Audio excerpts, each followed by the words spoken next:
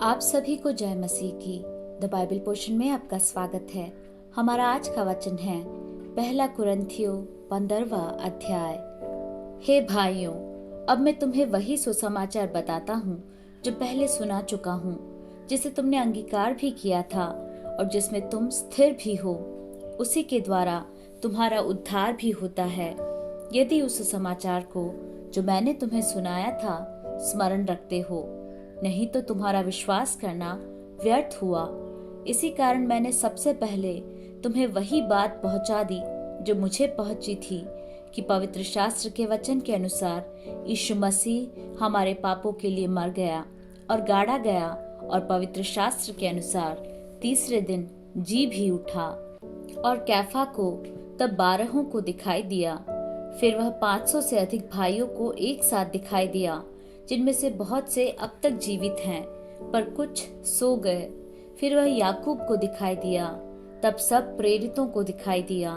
सब के बाद मुझको भी दिखाई दिया, जो मानो अधूरे दिनों का जन्मा हूँ, क्योंकि मैं प्रेरितों में सबसे छोटा हूँ, वरन प्रेरित कहलाने की योग्य भी नहीं, क्योंकि मैंने परमेश्वर की कलीसिया को सताया था। परंतु मैं जो कुछ भी हूँ परमेश्वर के अनुग्रह से हूँ। उसका अनुग्रह जो मुझ पर हुआ वह व्यर्थ नहीं हुआ, परंतु मैंने उन सबसे बढ़कर परिश्रम भी किया। तो भी यह मेरी ओर से नहीं हुआ, परंतु परमेश्वर के अनुग्रह से जो मुझ पर था।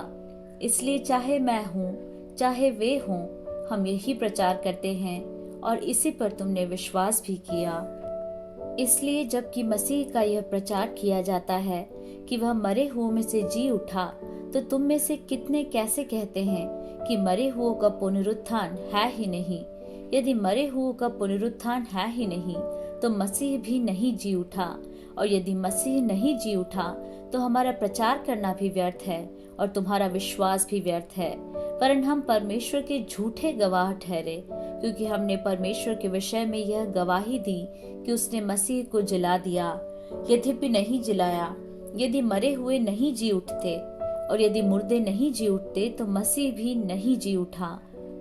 और यदि मसीह नहीं जी उठा, तो तुम्हारा विश्वास व्यर्थ है और तुम अब तक अपने पापों में फंसे हो। वरन जो मसीह में सो गए हैं वे भी नष्ट हुए। यदि हम केवल इसी जीवन में मसीह से आशा रखते हैं, तो हम सब मनुष्यों से अधिक अभागे हैं। परंतु सचमुच मसीह मुर्दों में से जी उठा है, और जो सो गए हैं उनमें वह पहला फल हुआ है। क्योंकि जब मनुष्य के द्वारा मृत्यु आई, तो मनुष्य ही के द्वारा मरे हुओं का पुनरुत्थान भी आया। और जैसे आदम में सब मरते हैं, वैसे ही मसीह में सब जिलाए जाएंगे, परंतु हर एक अपनी अपनी बारी से। पहला फल मसीह, फिर मसीह के आने पर उसके लोग, इसके बाद अंत होगा। उस समय वह सारी प्रधानता और सारा अधिकार और सामर्थ का अंत करके राज्य को परमेश्वर पिता के हाथ में सौंप देगा। क्योंकि जब तक वह अपने बैरियों को अपने पांवों तले न ले आए, तब तक उसका राज्य करना अवश्य है। सबसे अंतिम बैरी जो नष्ट किया जाएगा वह मृत्यु है, क्योंकि परमेश्वर ने सब कुछ उसके पांवों तले कर दिया है। परंतु जब वह कहता है कि सब कुछ उसके अधीन कर दिया गया है, तो प्रत्यक्ष है कि जिसने सब कुछ उसके अधीन कर दिया वह आप अलग रहा। और जब सब कुछ उसके अधीन हो जाएगा, तो पुत्र आप भी उसके अधीन हो जाएगा, जिसने सब कुछ उसके अधीन कर दिया, ताकि सब में परमेश्वर ही सब कुछ हो। नहीं तो जो लोग मरे हुओं के लिए बपतिस्मा लेते हैं वे क्या करेंगे? यदि मुर्दे जी उठते ही नहीं, तो फिर क्यों उनके लिए बपतिस्मा लेते हैं? और हम भी क्यों हर घड़ी जोखिम में पड़े रहते हैं? हे भाइयों, मुझे उस घमंड की शपथ जो हमारे मसीह यीशु में मैं तुम्हारे विषय में करता हूँ, कि मैं प्रतिदिन मरता हूँ। यदि मैं मनुष्य की रीति पर इफिसुस में वन पशुओं से लड़ा, तो मुझे क्या लाभ हुआ? यदि मुर्दे जिलाए नहीं जाएंगे, तो आओ खाए पिए, क्योंकि कल तो मर ही जाएंगे। धोखा न खाना। बुरी संगति अच्छे चरित्र को बिगाड़ देती है। धर्म के लिए जाग उठो और पाप न करो, क्योंकि कुछ ऐसे हैं जो परमेश्वर को नहीं जानते। मैं तुम्हें लज्जित करने के लिए यह कहता हूँ। अब कोई यह कहेगा, मुर्दे किस रीति से जी उठते हैं और कैसी देह के साथ आते हैं?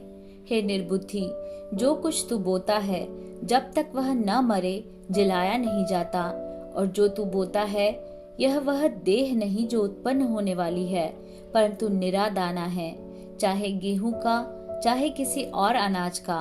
परंतु परमेश्वर अपनी इच्छा के अनुसार उसको देह देता है, और हर एक बीज को उसकी विशेष देह। सब शरीर एक समान नहीं, मनुष्यों का शरीर और है, पशुओं का शरीर और है, पक्षियों का शरीर और है, मछलियों का शरीर और है। स्वर्गीय देह है और पार्थिव देह भी है, परंतु स्वर्गीय देहों का तेज और है और पार्थिव का और। सूर्य का तेज और है, चांद का तेज और है, और तारागणों का तेज और है, क्योंकि एक तारे से दूसरे तारे के तेज में अंतर है। मुर्दों का जी उठना भी ऐसा ही है। शरीर नाशवान दशा में बोया जाता है और अविनाशी रूप में जी उठता है। वह अनादर के साथ बोया जाता है और तेज के साथ जी उठता है। निर्बलता के साथ बोया जाता है और सामर्थ्य के साथ जी उठता है।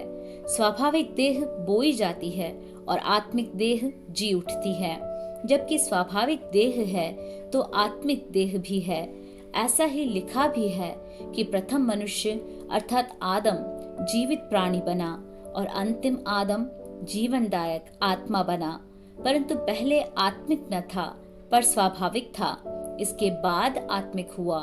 प्रथम मनुष्य धरती से अर्थात मिट्टी का था, दूसरा मनुष्य स्वर्गीय है। जैसा वह मिट्टी का था वैसे ही वे भी जो मिट्टी के हैं, और जैसा वह स्वर्गीय है वैसे ही वे भी हैं जो स्वर्गीय हैं। और जैसे हमने उसका रूप धारण किया जो मिट्टी का था, वैसे ही उस स्वर्गीय का रूप भी धारण करेंगे। हे भाइयों, मैं यह कहता हूँ कि मांस और लहू परमेश्वर के राज्य के अधिकारी नहीं हो सकते, और न नाशवान अविनाशी का अधिकारी हो सकता है। देखो, मैं तुमसे भेद की बात कहता हूँ, हम सब नहीं सोएंगे, परंतु सब बदल जाएंगे, और यह क्षण भर में पलक मारते ही अंतिम तुरही फूंकते ही होगा। क्योंकि तुरही फूंकी जाएगी और मुर्दे अविनाशी दशा में उठाए जाएंगे, और हम बदल जाएंगे। क्योंकि अवश्य है कि यह नाशवान देह अविनाश को पहन ले, और यह मरणहार देह अमरता को पहन ले। और जब यह नाशवान अविनाश को पहन लेगा और यह मरणहार अमरता को पहन लेगा, तब वह वचन जो लिखा है पूरा हो जाएगा, जय ने मृत्यु को निगल लिया। हे मृत्यु, तेरी जय कहाँ रही? हे मृत्यु, तेरा डंक कहाँ रहा? मृत्यु का डंक पाप है और पाप का बल व्यवस्था है, परंतु परमेश्वर का धन्यवाद हो जो हमारे प्रभु यीशु मसीह के द्वारा हमें जयवंत करता है। इसलिए हे मेरे प्रिय भाइयों, दृढ़ और अटल रहो और प्रभु के काम में सर्वदा बढ़ते जाओ, क्योंकि यह जानते हो कि तुम्हारा परिश्रम प्रभु में व्यर्थ नहीं है।